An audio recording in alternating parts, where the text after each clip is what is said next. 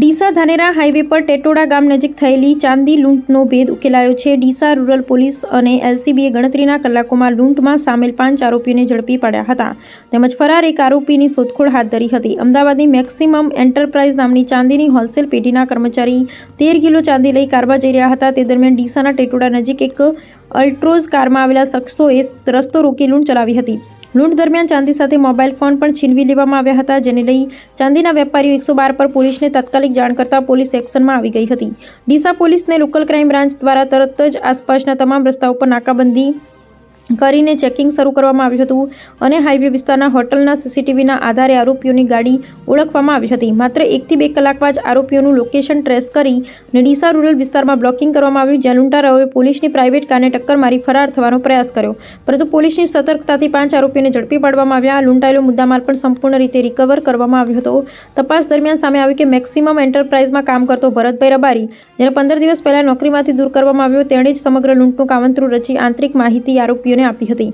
પોલીસે શંકરસિંહ વાઘેલા, વિપુલસિંહ વાઘેલા, લીલુભા વાઘેલા અને વિક્રમસિંહ ચૌહાણ સહિત કુલ 5 આરોપીઓને ઝડપી પાડ્યા, જ્યારે સમગ્ર લૂંટનું સંકલન કરનાર દેવાભાઈ રબારી હાલ ફરાર છે, જેને પકડવા પોલીસે તપાસ હાથ ધરી છે।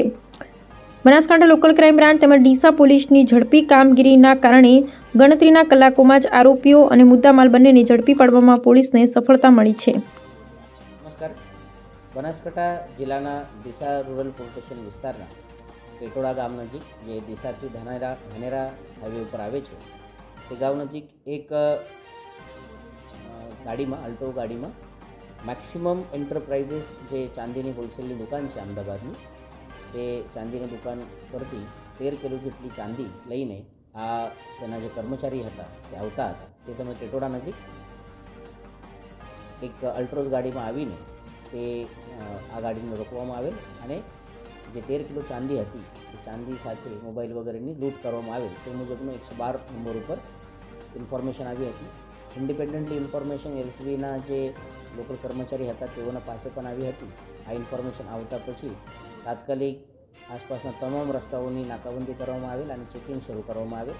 સીસીટીવીના માધ્યમથી આ અલ્ટ્રોઝ ગાડીને આઈડેન્ટિફાય અને વેરીફાઈ કરવાની શરૂઆત કરવામાં આવેલ। લગભગ 1-2 કલાકના અંદર જ આ ગાડીને આઈડેન્ટિફાઈ કરી તેની લોકેશન ટ્રેસ કરવામાં આવેલ અને ડીસા રૂરલની હદમાં જ એલસીબીના જે કર્મચારી હતા તેઓની પ્રાઇવેટ ગાડી સાથે બ્લોકિંગ કરવામાં આવેલ હતી। જે લૂંટ કરનાર જે ગાડી હતી તે ગાડી દ્વારા આ ગાડીને અથડાવવામાં આવેલ અને પછી આ ગાડી જ્યારે રોકી તે પછી તે લોકોને જે એક્યુઝ હતા તે 4 એક્યુઝને પકડવામાં આવેલ છે।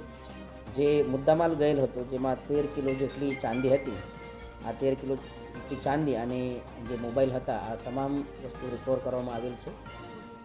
આ જે મેક્સિમમ એન્ટરપ્રાઇઝીસ ની દુકાન છે તેમાં એક વ્યક્તિ કામ કરતો હતો, જેનું નામ